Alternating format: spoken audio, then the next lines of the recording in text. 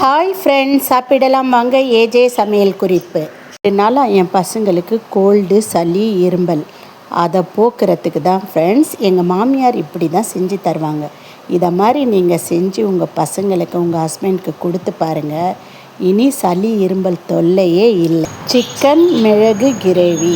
1 spoon மிளகு, 1 spoon சீரகம், 3 பட்டை, 3 லவங்கு, 1 ஏலக்காய், இஞ்சி பூண்டு பேஸ்ட்டு 1 ஸ்பூனு, 2 தக்காளி, 2 சின்ன வெங்காயம், 2 பத்த தேங்காய், கொஞ்சம் கொத்தமல்லி, 1 விழுது கருவேப்பிலை, 1 பச்சை மிளகாய்.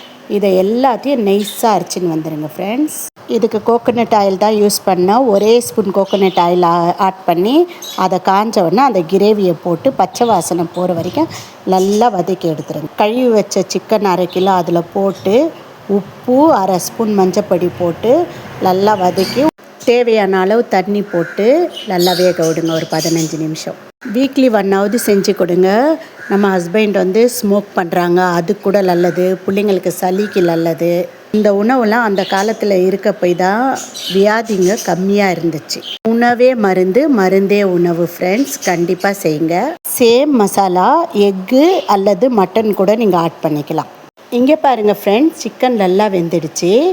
1/2 ஸ்பூன் பெப்பர் போட்டு இறக்குனீங்கன்னா சுவையும் ஆரோக்கியமும் நிறைந்த கிரேவி ரெடி. ட்ரை பண்ணுங்கள், ஷேர் பண்ணுங்கள், கமெண்ட் பண்ணுங்கள், மறக்காமல் சப்ஸ்கிரைப் பண்ணுங்கள் ஃப்ரெண்ட். ஸ்டவ்வோடு சமைச்சு லவ்வோடு பரிமாறுங்கள். மருத்துவம் நிறைந்த உணவு.